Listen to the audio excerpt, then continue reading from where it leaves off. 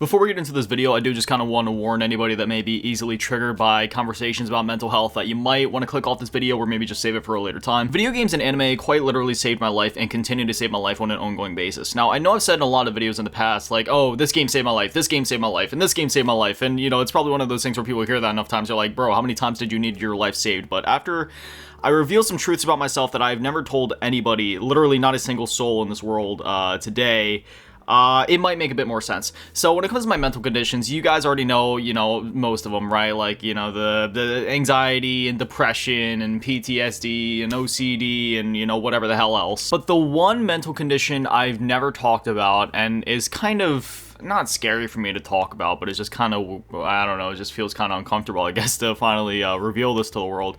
I struggle really bad with disassociation. I believe it's from past trauma because I had a really traumatic childhood. If you know my past, you know my past. I'm not going to go into the whole, nitty-gritty pity me story here now, but basically what that means is that I never feel like I'm actually real. Basically, I don't even know how to explain disassociation if you haven't experienced it before. It's basically like you feel like you're constantly living in a dream, and therefore you just don't really care. Like, I don't know, like, you still feel emotion, but at the same time, it's kind of like, well, I feel kind of disconnected at the same time.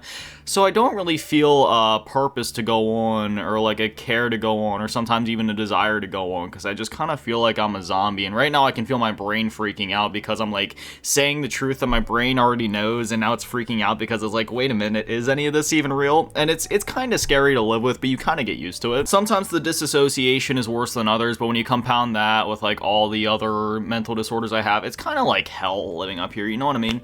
And for me, right, because here's another thing, right, with my OCD, I tend to hone in on my disassociation and question, like, hold on a minute, am I going insane? Which, for anybody else that struggles with these mental disorders, let me tell you something. If you were actually going insane, you wouldn't be able to feel it, and you wouldn't be able to actually question if you're going insane. It would just happen. That's one of the things I try to tell myself to ground myself. Maybe I'm already insane. That would probably explain a few things, but it can also be called depersonalization and stuff like that. It's just one of those terms that you want to throw around. Basically, that's what I deal with. And because of my OCD, I look at it as a blessing and a curse. A curse in the way that it makes every second of my waking hours a literal hell. But at the same time, it works in the way that when I get attached to something, I hone in on it. And when you compound that with my ADHD, which makes me kind of bounce between a lot of things, like, ooh, today I want to binge a bunch of anime. Today I want to play video games. Today I want to spend like 5 hours drawing, which I'll actually show you guys some of my drawings later, because that's also relevant. When my ADHD is, balancing me between all the different hobbies and things that I love, my OCD helps me really hone in on these things because I've become so obsessed with them. But I'm able to control my OCD kind of in a way. It's hard to explain it. It's not like an unhealthy obsession for me, but it's always like it's a obsession derived from passion, but I still have enough self-control, at least in that aspect, to still have it be healthy and still just have it be a beneficial experience all around.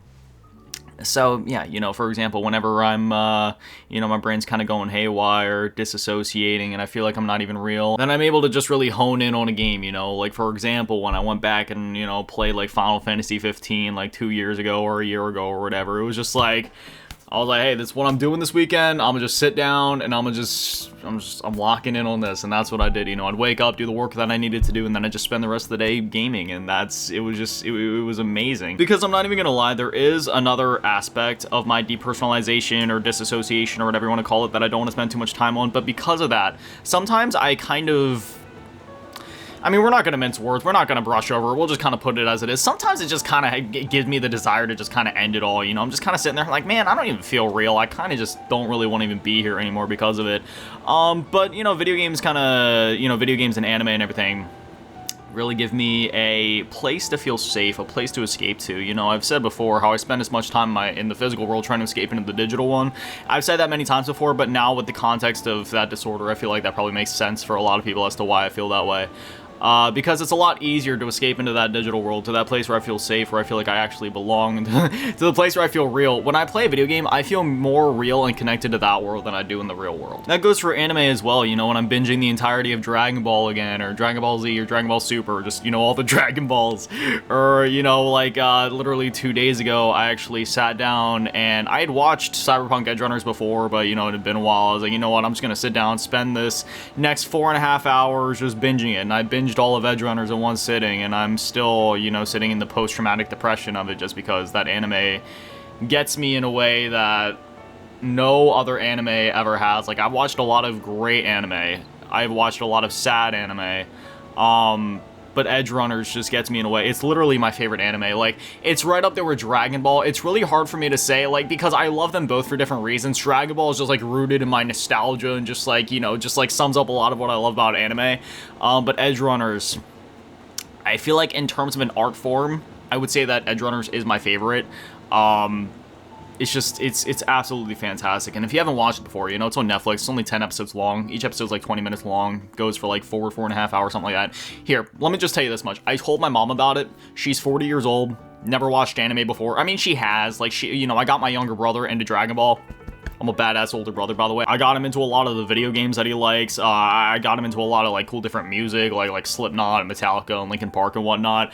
And then I also got him into Dragon Ball, because I was showing him the one fight one day of, it was from Dragon Ball Z, you know, the part where Goku and Vegeta are fighting, and, you know, he does his Kamehameha, Vegeta does his Galagun, and then, you know, Goku's like, Kaioken ×4! And, you know, like, does the whole thing. That was, like, the first thing that I showed my younger brother, and he was like, you know, he just loved it. And then he went through and watched the entirety of, like, Dragon Ball Super, and I think he even went back to watch some of Dragon Ball Z Kai. But anyway, yeah, going back on track. So yeah, my mom saw like some of Dragon Ball before, but I told her about Edgerunners, and she actually started watching it, which is, you know, we were able to sit there talking about it and whatnot, which is really cool. I'm waiting for her to finish it, because, like, oh my gosh, man, that ending just, I'm not gonna spoil it just in case anybody hasn't watched before, but let me just say, I've had I Really Want to Stay at Your House on repeat for like the last couple days, and I found like this one channel that did like a really great cover of it. She did like a cover of it while cosplaying as Lucy. She literally looked like a freaking like real life Lucy. It was such a good cover and a great cosplay. But anyway, getting back on track here, you know, another aspect of all of this is that I spend all of my life alone, right? Like, I don't have any friends or girlfriends or, you know, family really in real life. Like, sure, I have my mom, like I just talked about, like my younger siblings technically, but, you know, they're all usually pretty busy doing their own things.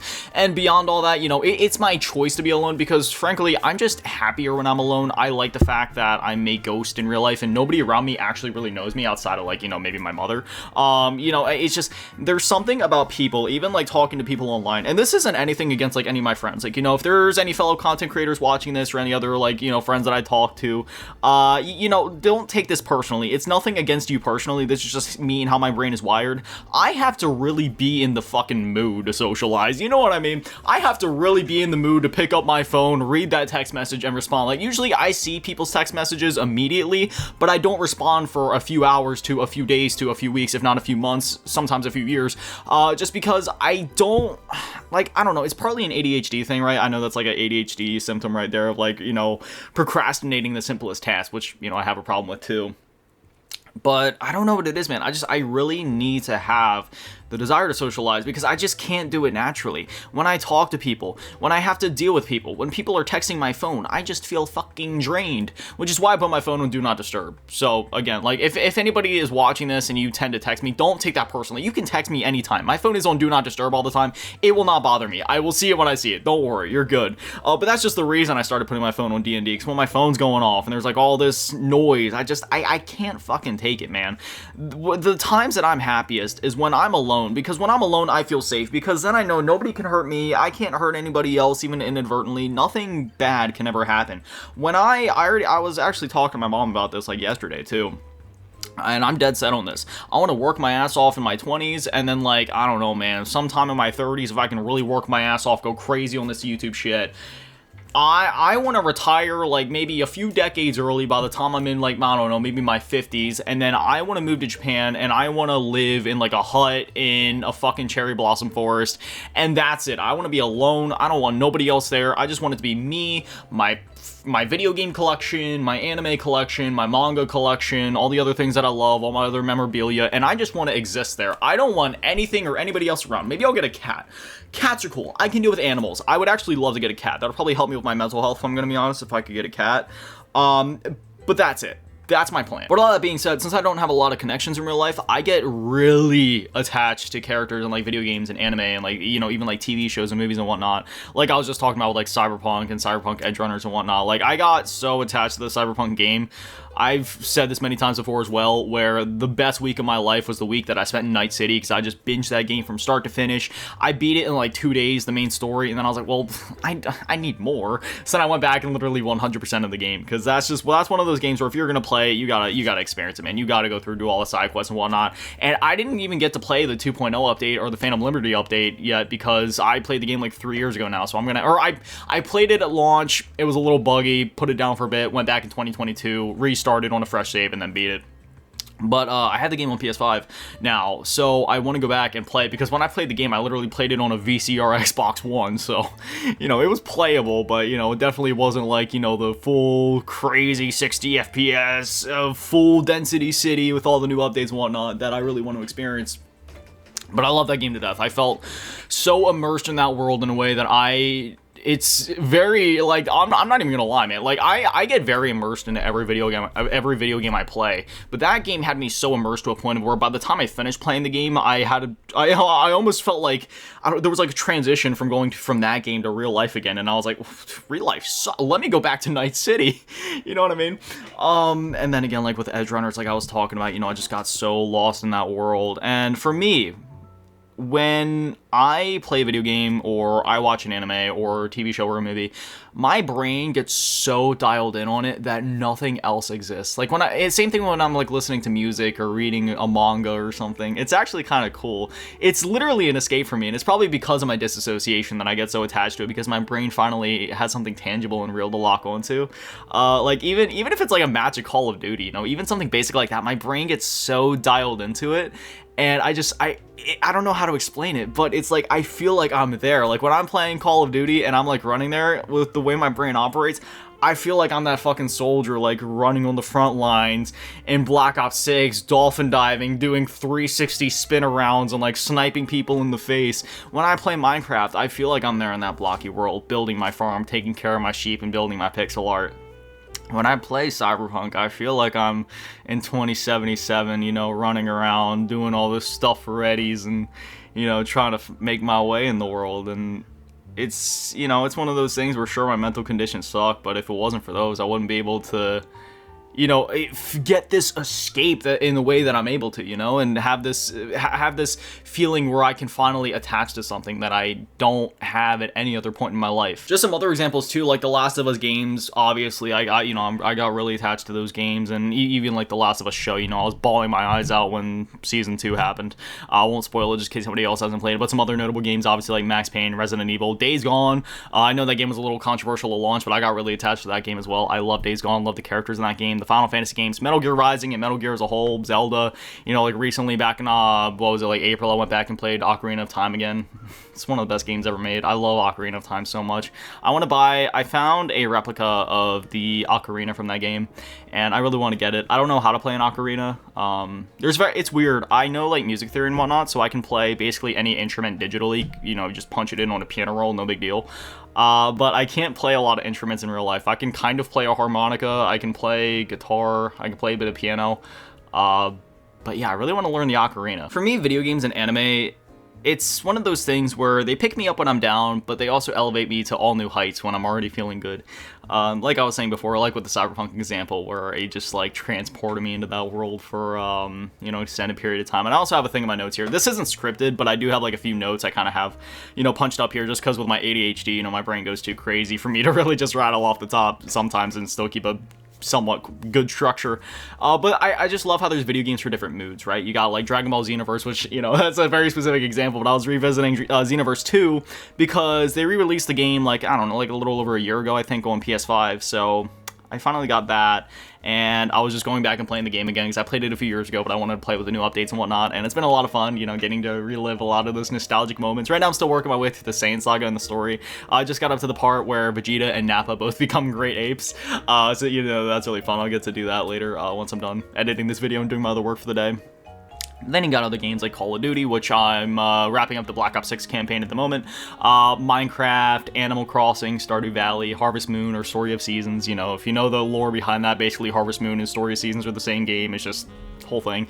The Civilization games, XCOM, Resident Evil, Cyberpunk, GTA, Lego Star Wars, Tetris Effect, Final Fantasy, all sorts of different games for all sorts of different moods, right? You got like different cozy games, you got more like nostalgic type games like the Lego games or like other platformers or whatnot, or you got like intense shooters like COD. You know, there's a video game for every mood, and I love that about video games. You know, same goes for anime. There's a lot of different anime for different moods, and heck, there's some anime that can just inflict different moods all within, you know, a short span of time, like Cyberpunk Edge Runners, for example. That's the kind of anime where it's like, oh yay, we're happy shooting stuff, and now we're like fucking depressed. But part of my obsession and my love for video games and anime also manifests in real life, because I've showed it before where like I've learned some anime and video game soundtracks on guitar, for example. Like I learned the Resident Evil 4 save theme on guitar. But I also really love to draw anime, because when again, with the way that I lock in on things and with the way that I just, you know, interact and love and engage with my media and whatnot, I always find as many ways as possible to interact with it. Like, do I spoil this? Yeah, I'll go ahead and spoil it. I'm getting into cosplay soon, and that in itself isn't necessarily the spoiler, because I've talked about that a lot. But I won't spoil what character it is, but I finally picked out a character from Jujutsu Kaisen, and amazing anime, by the way, and I'm really excited because I want to do that cosplay within the next month or so, maybe closer to Halloween. I'll wait to do it. That'll be my first cosplay, and I'm so excited. I got the wig locked in. I got the wig that I want. And yeah, I think it could look pretty cool. But anyway, here, for example, is a drawing I did of Kid Goku from the original Dragon Ball. You know, I know it's not the best drawing in the world. This was actually when I first started drawing again, so it's not the greatest thing in the world. But it's like I said before, you know, not only getting to play video games or watch anime is like not only does that help me, but also interacting with it in other ways like this is just, I don't know, just helps bring it to life even more. Here's a drawing I did of Naruto. Again, this was when I started drawing again, so it's not the greatest thing in the world, but you know, it looks somewhat decent. I know I have a few other drawings in here. Oh, here's like an original anime looking girl I drew. Again, the colors weren't the greatest because I was limited on what colors I had on deck, so I just had to throw what I had at it. I tried to shade too, it didn't look great. You know, it's okay looking, but there was one I actually did. Oh, here's a little drawing of Kirby too. I love drawing video game characters. We got Spyro the Dragon here, of course, one of the best 3D platformers of all time. I also got a picture of Brian Griffin in here. I was actually pretty proud of that one. Like, even though it's a simple drawing to do, that one did come out pretty good. Oh, and then here's one that I really like that I did. So basically what I did is I combined a bunch of things. I drew, okay, so it doesn't look great. Again, it's not great. I'm not the best drawer artist in the world, but basically I just kind of drew like an anime girl with like purple hair or whatever, and then I looked up pictures of like Japanese like fences or whatever, and I tried to draw it, but it wasn't the best thing in the world because I was kind of just like trying to jot the lines.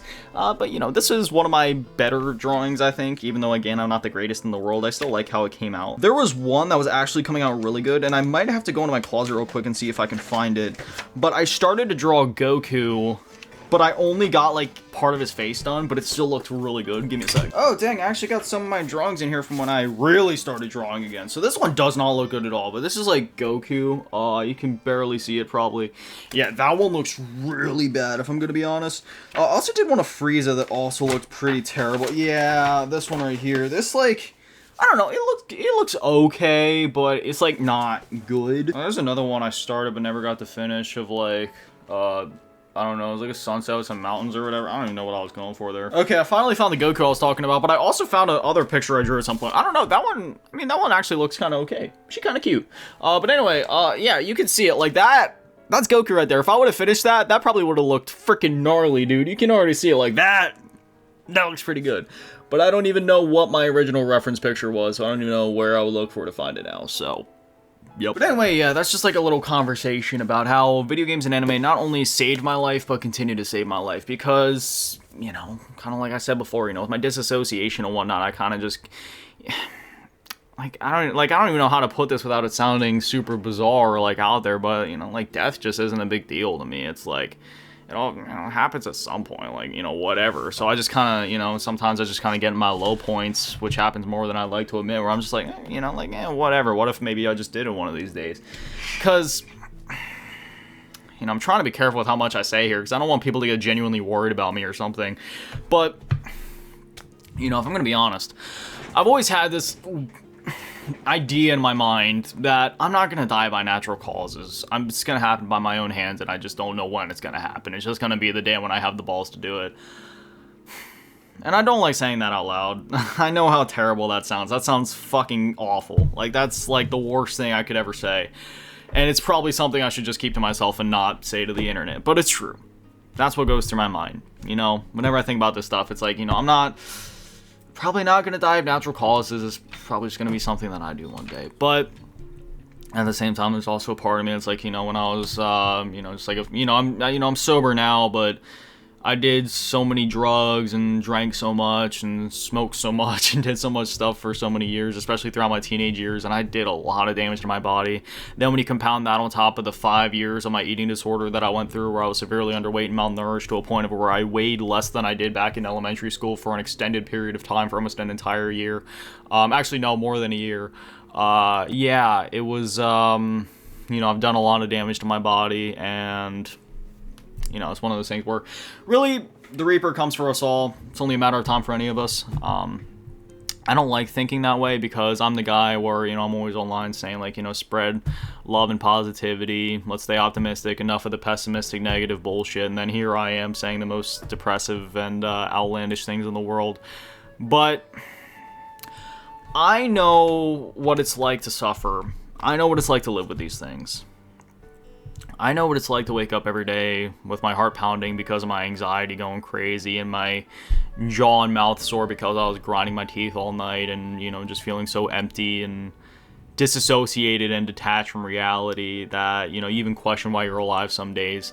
But at the same time, I remind myself that is why I'm alive. So then, you know, I can share my story with other people and, you know, make these videos and hopefully help other people find their reason to keep going in this crazy fucking world of ours, you know what I mean? Because, you know, we're here, I always say we're here for a good time, not a long time, and, you know, I always gotta, you know, remind myself of that, too, because, you know, like I said before, I never say any of this stuff because I'm looking for attention. Attention's the last thing I care about. If you know, if you watch the video up to this point, that should be pretty clear that, you know, the last thing I want to deal with is people, and people feeling bad for me. That's the last thing I want. I don't care about people's sympathy or attention, or, you know, I don't even care about people's empathy. I don't care about any of that. I just, you know, I'm only gonna be here on this earth for so long, and I could either keep this stuff to myself and do that typical thing nowadays where we just kind of keep everything to ourselves and try to just kind of just roll on with our problems, because it usually comes down to one of two things.